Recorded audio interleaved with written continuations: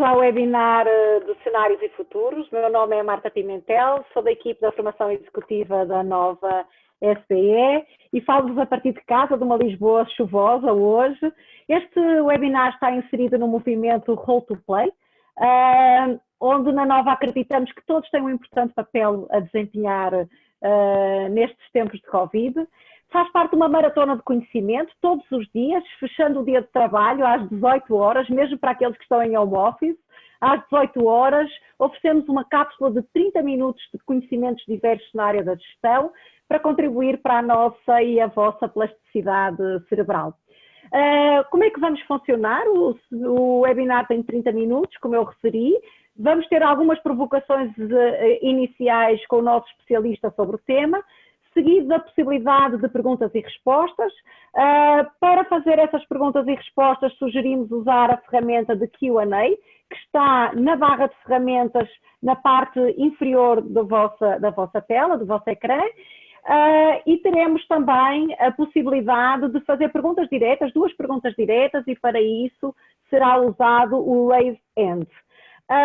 Este webinar será gravado, vai ter a oportunidade de o revisitar no nosso site, www.rolltoplay.novasbe.pt, e lá poderá também ver as nossas propostas para os próximos dias.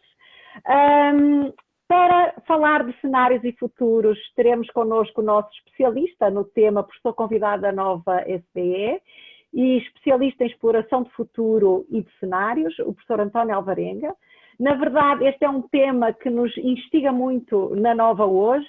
Muitos anunciam que o mundo pós-Covid será diferente, o que nos dá pistas de que o benchmarking do passado não vai servir, e por isso há uma pista, uma hipótese de que a exploração de futuro e o desenho de cenários pode ser uma boa possibilidade. António Alvarenga, será que isto é mesmo verdade? Deixo-vos agora com o António para nos contar um bocadinho sobre o que é isto de cenários e exploração de futuro. Muito obrigado, Marta. Muito obrigado a todos por estarem aqui. Estamos perto de 350. É uma enorme responsabilidade, obviamente, mas é um enorme prazer. Espero encontrar-vos todos bem, como agora é hábito dizer-se. Eu vou tentar, obviamente, fazer algo quase impossível, mas pelo menos vou tentar. Acho que se deve tentar, às vezes, fazer coisas quase impossíveis. Às vezes consegue-se. Que é, no fundo, primeiro, tentar explicar o que é que são cenários e o que é a base desta ferramenta, que já é antiga, mas que muita gente agora fala dela, como possível ferramenta para organizar o nosso pensamento, não é? Quer individual, quer coletivo, quer ao nível das organizações, quer ao nível das comunidades. E ao mesmo tempo também fazer uma ilustração dessa aplicação. Por isso em 15 minutos, fazer uma breve introdução e uma ilustração da aplicação, com o objetivo também de vos deixar essa ferramenta e essa forma de pensamento como algo eventualmente útil para aplicar e para, nesta fase tão disruptiva e tão diferente do normal. O que eu queria então fazer era apresentar-vos como ponto de partida este desafio. Em tempos únicos, que se tudo correr bem, vamos viver uma vez na vida, esperamos nós, em tempos únicos de uma enorme incerteza, não é? A 6 meses, será que conseguimos pensar a 6 meses? Será que conseguimos pensar a 1 ano? Como repensar a nossa estratégia organizacional? Todas as organizações são diferentes e também, se quiserem, das regiões, as cidades, os países, têm as suas características. Como repensar a nossa estratégia e como podem os cenários ajudar neste processo? De forma simples, mas não necessariamente simplista, não é? E dar-lhes uma nota prévia. Primeiro, as previsões para a pandemia, não é, que nós seguimos todos os dias, os infectados, o que às vezes chamam cenários de pandemia, o que é que pode vir aí, isto não é sobre isso, não é? E também não é sobre cenários macroeconómicos. Porque o desafio aqui é, conscientes dessa informação, desses inputs sobre as possíveis evoluções da pandemia e conscientes também do que os macroeconomistas estão a pensar sobre o que vai acontecer ao PIB, o que é que vai acontecer ao emprego, o que é que vai acontecer aos vários setores em termos de valor acrescentado bruto, etc. Independentemente disso, as organizações, parece-me, têm que baixar um nível, pelo menos, e perceber quais são as variáveis-chave que, de acordo com a sua evolução, vão definir contextos diferentes, contextos contrastados e diferentes, vão definir esses contextos onde elas vão ter que atuar nos próximos tempos. E a minha tentativa aqui é baixar desse nível de pensar a pandemia e de pensar a macroeconomia, como é que nós podemos baixar para conscientes da incerteza, para encontrar o contexto estratégico, ou diferentes contextos estratégicos, onde nós vamos ter que atuar, sendo que nós é cada uma das vossas organizações. O que é que eu vou fazer então? O que é que são cenários? Muito rapidamente, uma proposta de processo simples, o mais simples possível. Há muitas formas de fazer cenários, mas uma forma muito simples de fazer cenários. Depois, uma ideia de como ligar isto à estratégia, também muito simples, e depois um período para questões e discussão. Então, o que é que são cenários? Para alguns isto é muito básico, para outros, se calhar, nunca ouviram falar de cenários, e vou dar aqui uma definição que eu acho que é muito interessante e muito operacional. Primeiro são histórias, são narrativas, mas são dois tipos de narrativas, ao mesmo tempo. Convém que sejam dois tipos de narrativas. Uma narrativa técnica, de base científica, nós temos muitas evidências sobre o futuro, não é? Quando olhamos para a informação que vem dos epidemiologistas, dos macroeconomistas, mas temos informação sobre o processo de digitalização, sobre as alterações climáticas, ou seja, são narrativas técnicas que, no futuro, não são histórias técnicas de como é que vamos evoluir, ou como é que é plausível que se possa evoluir, mas também são narrativas simbólicas, não é? Podemos usar personas, podemos descrever, podemos fazer filmes, podemos usar figuras que nos permitam caracterizar estas narrativas simbólicas. Um bom projeto de cenários tem estas duas bases. Tem uma base profunda, técnica, de research, evidence-based e de organização dessa informação científica, e tem uma base comunicacional muitíssimo relevante, simbólica. As duas são muito importantes. Em alguns projetos uma é mais importante que outra, em outros projetos vai variando, né? Outra é mais importante que essa. Depois são narrativas de ambientes alternativos em que as decisões de hoje poderão vir a ser testadas. Ou seja, aquilo que estamos o conjunto de decisões que estamos a tomar, muitos de nós, de forma muito acelerada, não é? E que vamos ter que tomar nos próximos meses, provavelmente, um mês e meio, a sua qualidade vai depender muito de como o contexto estratégico evoluir. Por isso, os cenários são narrativas de ambientes alternativos em que as decisões de hoje poderão vir a ser testadas. E o que é que não são? Não são previsões. Nós não queremos acertar. Eu diria que é quase o contrário de uma previsão. Uma previsão, o que é que faz de forma muito simples? Pega a informação do passado, encontra uma explicação para a informação do passado, não é? Faz um processo que chamamos de curve fit, encontra uma curva que explica o passado, ou uma reta, ou o que for, explica o passado, e depois projeta essa curva no futuro, dizendo, usando aquela expressão em latim, ceteris paribus, ou caeteris paribus, que nós economistas aprendemos, que é se não houver mudança estrutural. Então, se não houver mudança estrutural, as nossas vendas no último trimestre do ano vão ser X. Se não houver mudança estrutural, etc, etc, etc.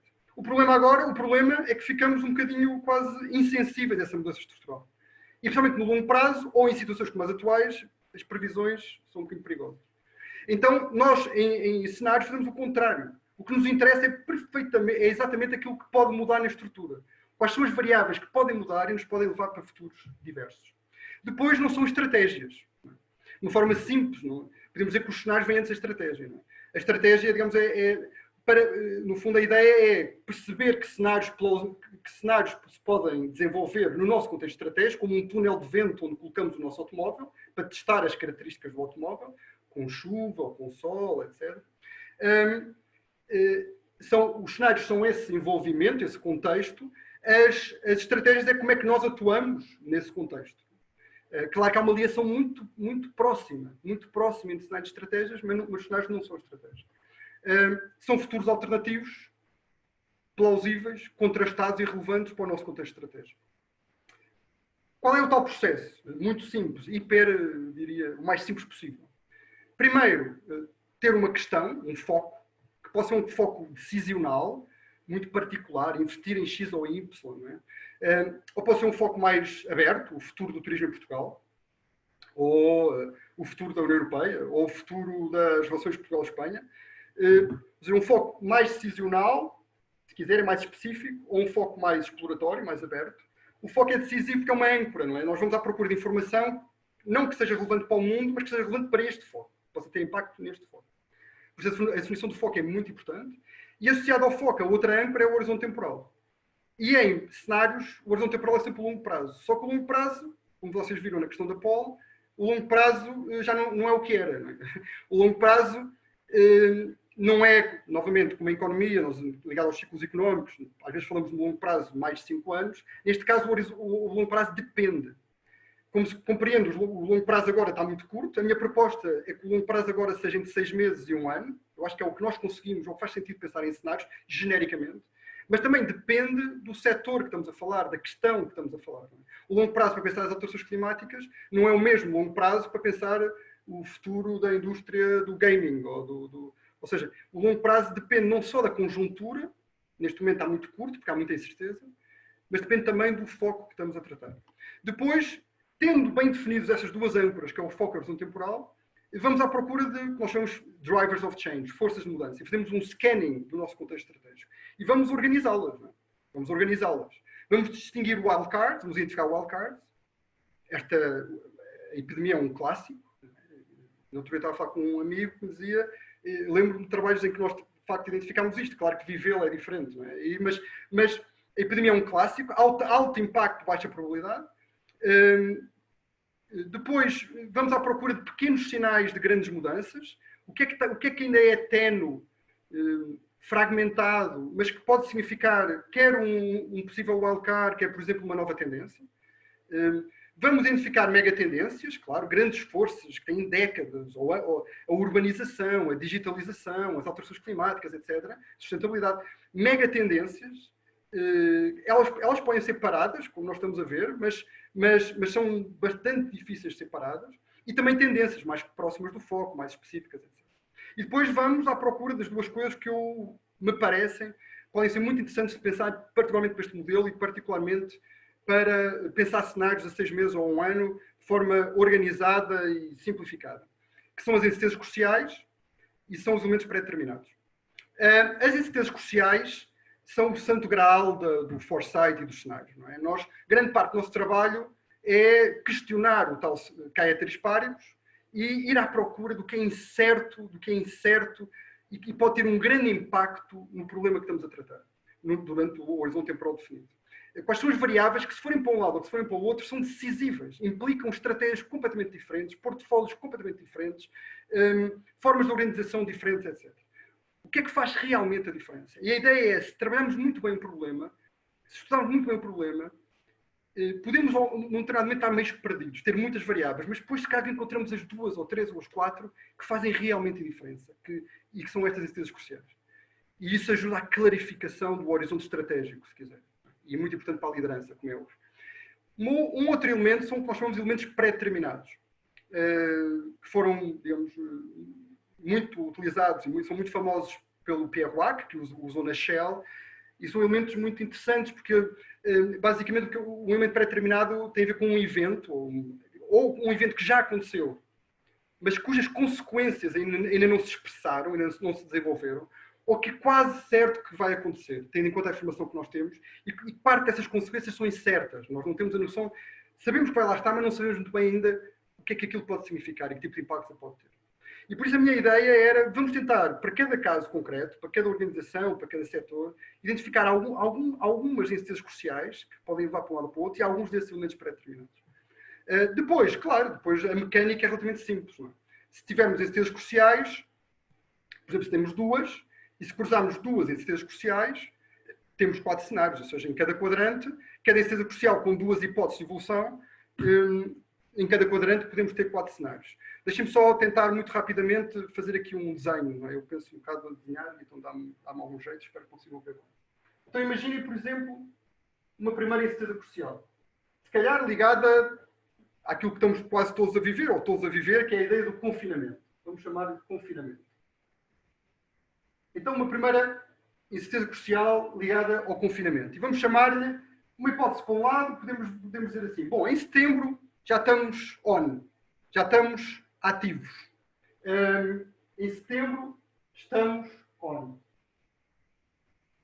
Não interessa muito, mas, ou seja, o questionamento começa a ser questionado, como já está, voltamos às aulas, voltamos às fábricas, voltamos aos escritórios, a circulação nas cidades volta a normalizar-se, não está tudo perfeito, não volta tudo ao normal, mas estamos prontos para um terceiro trimestre de normalização. Um último trimestre do ano de normalização. Uma outra hipótese, em setembro estamos off. Não significa que estejamos todos fechados em casa como atualmente, mas significa que, se calhar, tenta-se, digamos, limitar esse confinamento, mas depois não corre muito bem, novos casos, volta-se um bocadinho atrás em setembro, e este processo não tem o sucesso que se espera de voltar a uma vida relativamente normal em termos de circulação. E propunha uma outra incerteza, que pode ser, por exemplo, a evolução das cadeias de valor. Eu chamo cadeias de valor, ou cadeias de distribuição, mas cadeias de valor, e vamos pensar que duas hipóteses, duas configurações, como nós chamamos, podiam ser, por exemplo, por um lado, a ideia de reconstrução, ou seja, há uma recuperação e confiança, há uma recuperação da confiança no ciclo de criação de valor, quer nos serviços, quer nos produtos, nas cadeias de fornecimento, no comércio internacional. Diferente, nunca vai ser o mesmo, como é óbvio, mas uma reconstrução em bases credíveis, com um papel importante das instituições internacionais. E imaginem uma outra hipótese, que seria uma forte disrupção e quebra de confiança. Ou seja, mesmo que voltemos a circular, há um fechamento e uma quebra de confiança. Se nas cadeias de valor não confiamos, há quebras, os países fecham-se em si, tarifas, etc. Isto estaria, então, os 4 cenários. Se cruzarmos as duas incertezas. Vamos voltar rapidamente aqui ao PowerPoint. Deixa-me ver se eu consigo. Ok. Então, voltando aqui, teríamos os 4 cenários. O confinamento, aqui está. Em setembro estamos on, em setembro estamos off. E as cadeias de valor. Fechadas ou abertas. Seguras ou não seguras. E eu brinquei um bocadinho. Isto é uma ilustração do que é que podia ser um painel de cenários para esta altura. Genérica. E o que é que teríamos no cenário 1? O cenário 1 eu chamei-lhe, foi muito sério, foi um enorme susto, mas é, digamos, o best case. No fundo, claro que foi um grande susto, foi terrível, é terrível, mas até há alguns processos de transformação, uma espécie de aceleração da quarta revolução industrial, uma espécie de destruição criativa de Schumpeter, não é? Back to new business. O cenário 4, inspirado na Guerra dos Tronos, a ideia dos invernos com 9 meses, não é? E basicamente é um cenário em que somos desconfiados, o mundo fecha sobre si próprio, os países fecham sobre si próprio, as comunidades fecham sobre si próprias e não se consegue voltar à normalidade em termos de circulação e de trabalho, etc. É um cenário de autossuficiência, de proximidade, de oportunidade, de resistência.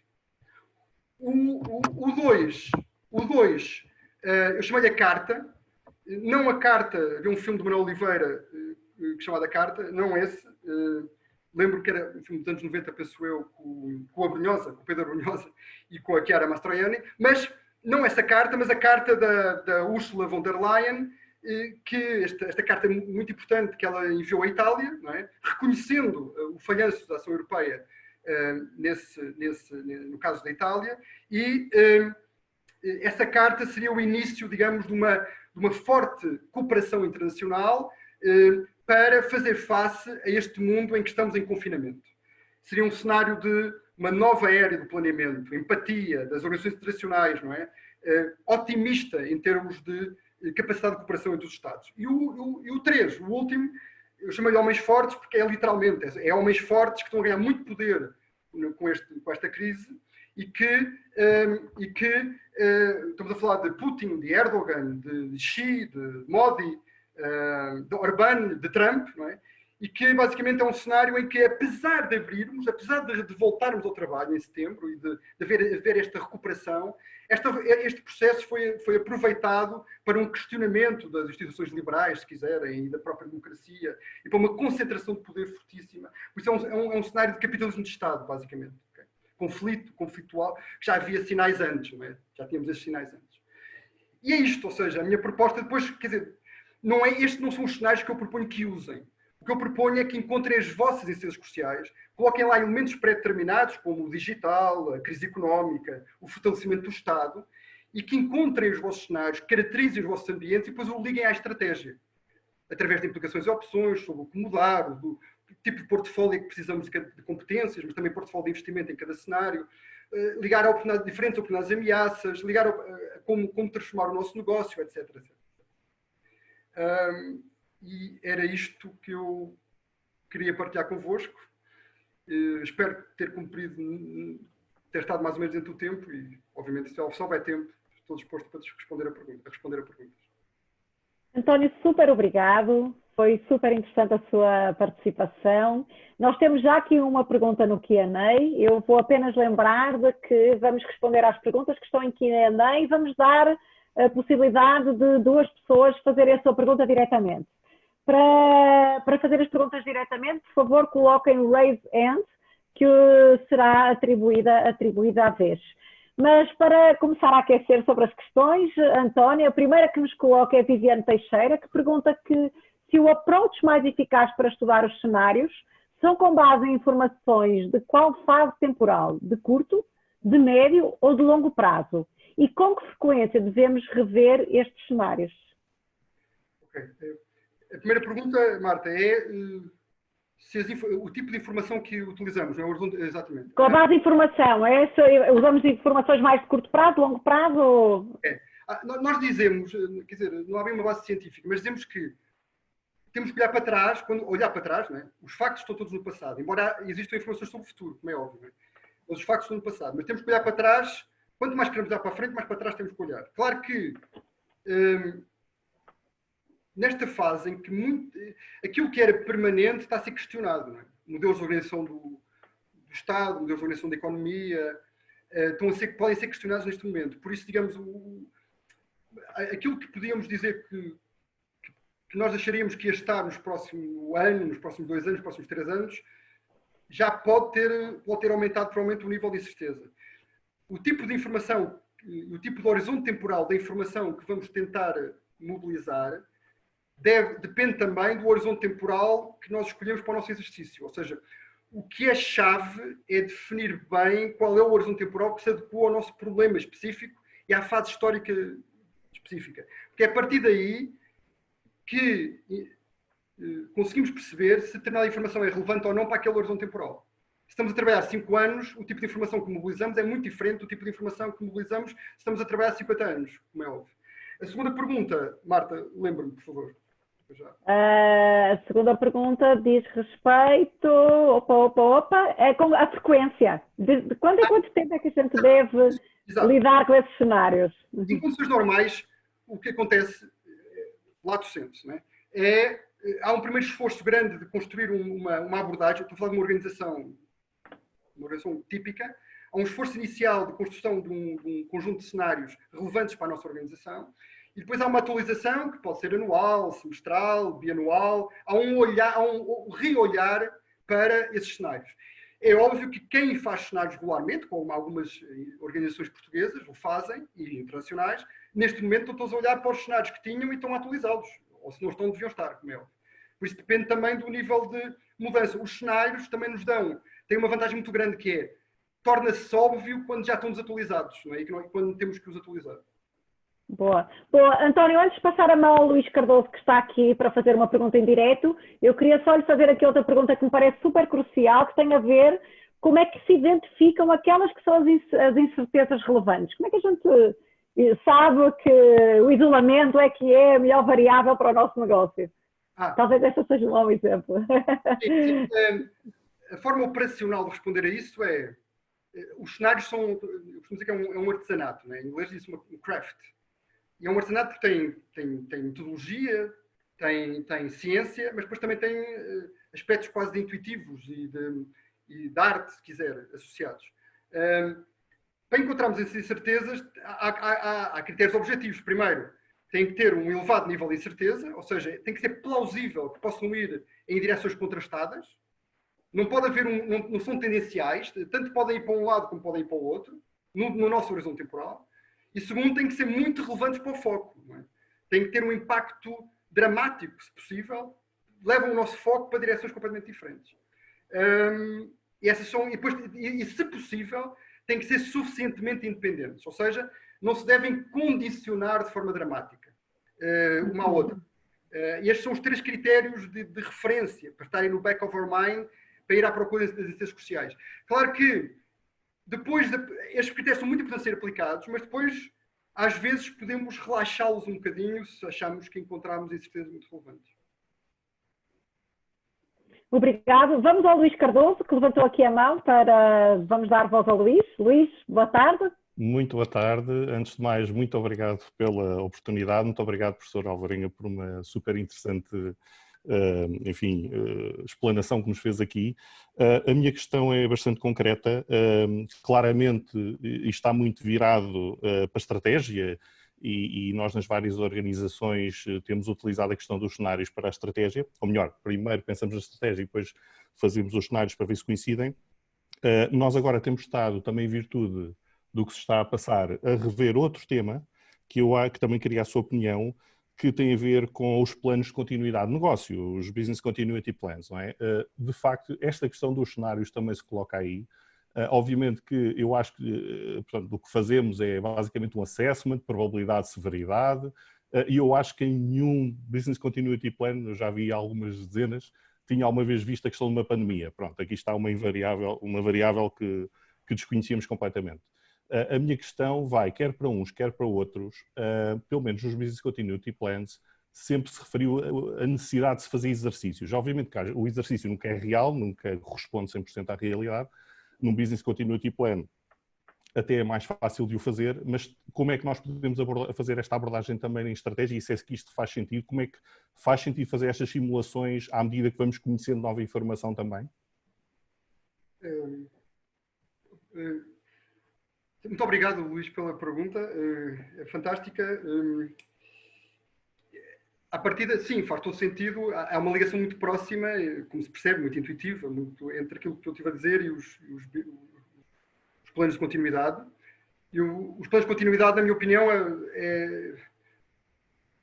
convém explorar, aí alargar, não só, ou seja, se calhar o que é mais relevante para um plano de continuidade não é tanto as incertezas cruciais, mas são mais os wildcards, ou seja, abrir mesmo, criar as condições para pensarmos o impensável, como dizia o Herman Kahn, porque muitas vezes a continuidade tem a ver com sistemas críticos, não é? O que nós estamos a viver, e o que todos demos conta de forma muito clara, é que a saúde é um sistema crítico. E nós temos uma empresa portuguesa muito famosa, que é especialista em sistemas críticos, não é? Que é a Critical Software. O que é um sistema crítico? É um sistema que o custo desse sistema falhar é gigante. E o que é preciso um sistema crítico? Por isso é que os computadores da NASA não são como o meu computador, que eu sei que em princípio funciona bem, mas pode crashar, não é? E não dá para fazer restart. É por isso que os hospitais têm que ter geradores de apoio, ou não pode falhar a eletricidade, não é?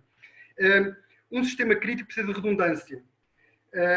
E a primeira coisa que eu acho que é muito importante é identificar os sistemas críticos e perceber que a saúde, e é curioso, nós estive a trabalhar com uma empresa na área da saúde e eu falava disso, que o sistema de saúde é provavelmente um dos maiores sistemas críticos que existem e é difícil de gerir por estados, por exemplo, como portugueses, porque é muito custoso de ter a redundância, porque um sistema crítico precisa de redundância, precisa de capital que está lá parado só para, digamos, responder a essa baixa probabilidade de uma ocorrência. Mas é tão importante que vale a pena. E é por isso que, digamos, a Europa, neste caso, era decisiva, porque a Europa é que tem capacidade para ter essa redundância que os sistemas críticos precisam. Mas pronto, mas para tentar responder mais à sua pergunta, eu tentaria, para planos de continuidade, primeiro, levá-los mais para a consideração destes wildcards, baixa probabilidade de grande impacto, e segundo, simulá-los mesmo. Uma coisa é a beleza intelectual do plano, outra coisa é vivenciar a situação. E aí, através dos jogos, das simulações, etc., é completamente diferente. Não é por acaso que os bombeiros fazem exercícios de simulação, é porque nós vivemos aquilo, não é? E quando a coisa ocorre, percebemos que está a ocorrer e estamos mais prontos para reagir. António, eu sei que o tema é super instigante, nós estamos nos nossos 5 minutos de tolerância. Vou dar a palavra ao Fábio Coelho, porque prometi 2 Q&As diretos, para que eu pedi ao Fábio que fosse super sintético, para encerrarmos aqui o nosso webinar. Muito obrigado, boa noite. Muito obrigado ao professor António Alvarenga pela excelente apresentação. Minha pergunta é relativamente curta. Na minha organização em concreto, começa-se agora a falar, devido às circunstâncias, em fazer uma projeção à qual toda a gente chama de cenários, não é? Vamos olhar ao Covid e ver o que é que acontece, se isto durar até ao final do ano, se isto durar mais 1 mês, 2 meses, e projetar as nossas vendas para o ano em conformidade. Como utiliza a mesma linguagem, não é? O mesmo nome, cenários, como é que o professor recomenda que se eduque a organização no sentido a distinguir aquilo que é uma simples projeção de cenário planning, de fazer chegar às incertezas cruciais e aos 4 cenários, eventualmente outros, e qual é o horizonte temporal que a organização se devia estar a focar quando aborda um exercício destes, uma vez que devemos começar a pensar no mundo pós-Covid e não apenas nas circunstâncias atuais. Muito obrigado. São grandes perguntas, Marta. Quanto tempo é que eu tenho? 1 minuto? Meio minuto. Então, Fábio, muito obrigado pela pergunta. A primeira coisa é, há 2 coisas que devemos distinguir, que é como usar cenários para agora, e isso foi o que eu tentei apresentar, e aí eu acho que o horizonte temporal é 6 meses ou 1 ano, não é possível pensar a mais. E depois, como usar cenários para pensar a longo prazo, que já vi várias coisas sobre isso, que é para pensar como é que isto altera os nossos cenários de longo prazo. O meu foco em 15 minutos foi como é que nos pode ajudar para pensar o conjunto de decisões que temos de tomar nos próximos 2, 3 meses e pensar se calhar a 1 ano. Sem tirar importância aos outros exercícios. Eu acho que são 2 exercícios diferentes e acho que pode haver, e é bom distinguir, se calhar podem ocorrer em paralelo. Finalmente, sobre a questão da diferença entre os cenários da pandemia e depois como reagir a eles. Quer dizer, os cenários para a pandemia e as diferentes projeções, que eu prefiro chamar para a pandemia, são inputs para o processo, mas são apenas um input para o processo. Eu acho que a ideia que deve tentar ser feita é que, a partir do momento que há um foco, e é um foco que tem que ser um foco que é o ambiente estratégico da sua organização, ou da organização onde trabalha, definir o ambiente estratégico, ter como input o fator da pandemia, mas um conjunto de outros inputs que têm a ver com a cooperação internacional, têm a ver com sei lá, por exemplo, com a evolução do que acontece no setor energético, com a intervenção pública, etc. Outro tipo de variáveis setoralizadas, mais próximas do foco, que devem ser incluídas neste exercício que eu proponho de tratamento de construção de cenários para 6 meses ou 1 ano, etc. Não tive muito tempo para desenvolver, a questão era... Terminamos aqui, estamos em cima da nossa hora, terminamos aqui o nosso webinar sobre cenários e futuro. Queria agradecer a todos a presença massiva que tivemos aqui, as perguntas e respostas que foram colocadas e relembrar que teremos este webinar publicado no nosso site. Aqui o convidamos a voltar lá e se inscrever nas próximas edições. Apenas lembrando, www.rolltoplay.novasbe.pt. Adeus, até amanhã.